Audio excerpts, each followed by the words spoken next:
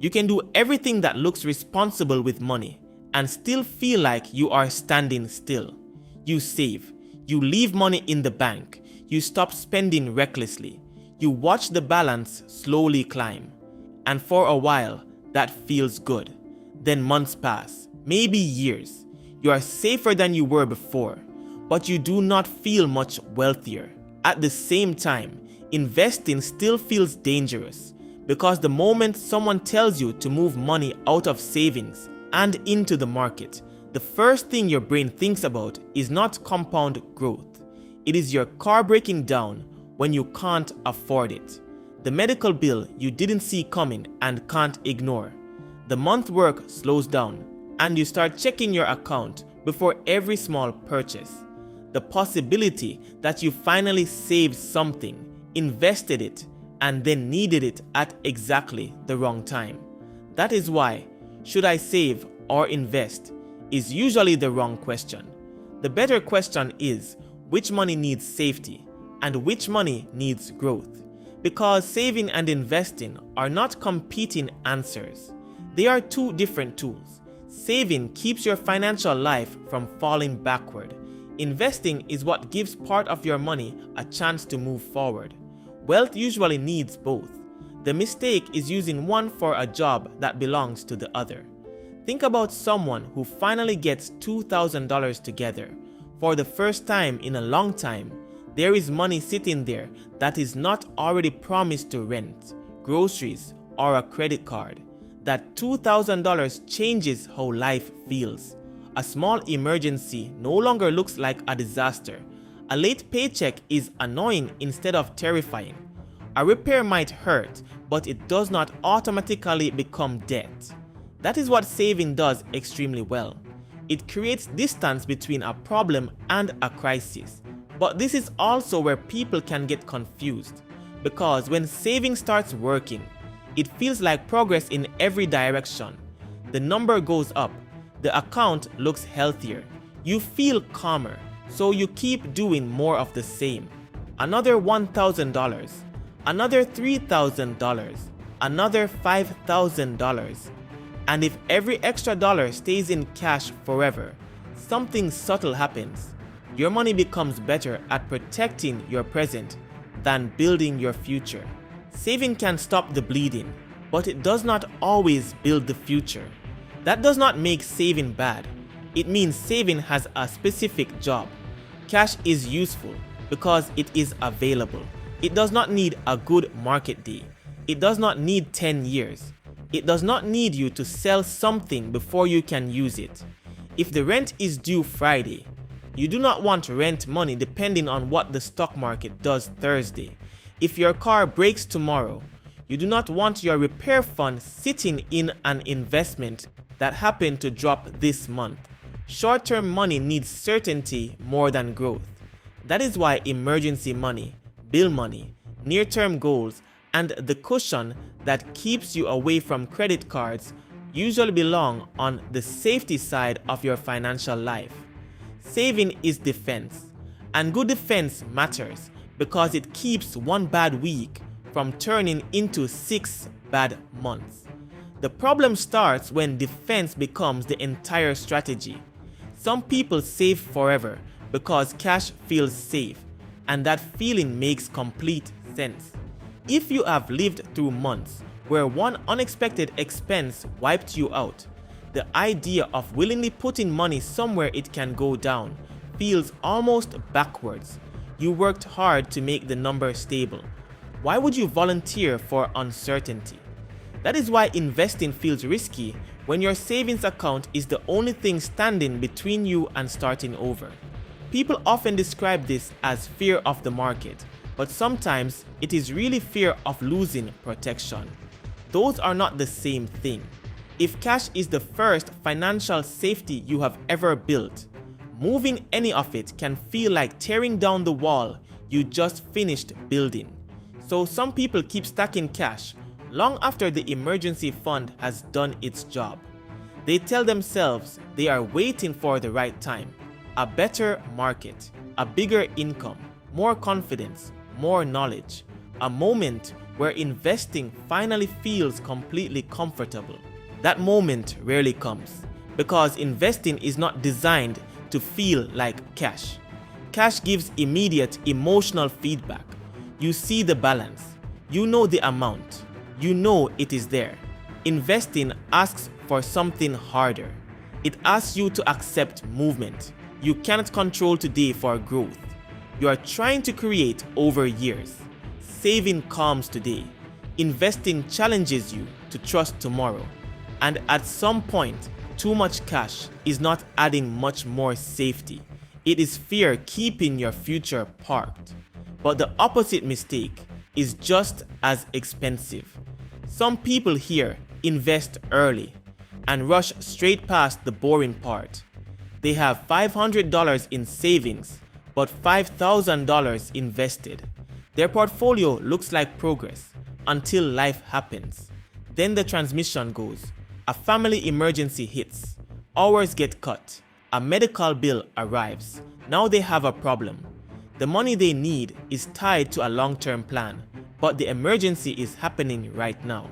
So they sell investments during a bad month, or put the expense on a credit card, or borrow, or stop investing completely because the whole experience now feels unsafe. They try to build wealth before building a floor under their life. That is why investing before you have safety money can turn every emergency into a forced financial mistake. A good investment can become a bad decision if you are forced to sell it at the wrong time. A safety cushion does more than protect your checking account. It protects your investments from your emergencies. That is the part people miss when they treat saving and investing like opposite teams. Saving is not what competes with investing. Saving is often what allows investing to stay invested. Now look at the other side. Imagine someone with a strong emergency fund, no immediate cash crisis, and money they will not need for years. But they still keep all of it in a checking or savings account. They are being careful. They are not blowing the money. They are not making reckless bets. But long-term money sitting permanently in cash has a different problem. It is safe from market swings, but it is also missing the growth that time was supposed to help create. That matters because wealth is not just money you manage not to spend. Wealth is money that begins doing something beyond sitting still. It can reduce expensive debt. It can become ownership. It can sit inside retirement accounts. It can buy assets. It can compound. It can produce income. It can grow while you're doing something else. Money in the bank can make you feel safer, but money that grows is what starts changing your future. That is why a person can have a decent amount saved and still feel like their financial life is fragile. The money is there, but it is still waiting for life to consume it. A repair can take it. A move can take it. A period without work can take it. A large purchase can take it. Cash gives you options. But long-term growth is what starts giving future you more capacity than current you had. And investing feels disappointing at first because that growth usually looks small.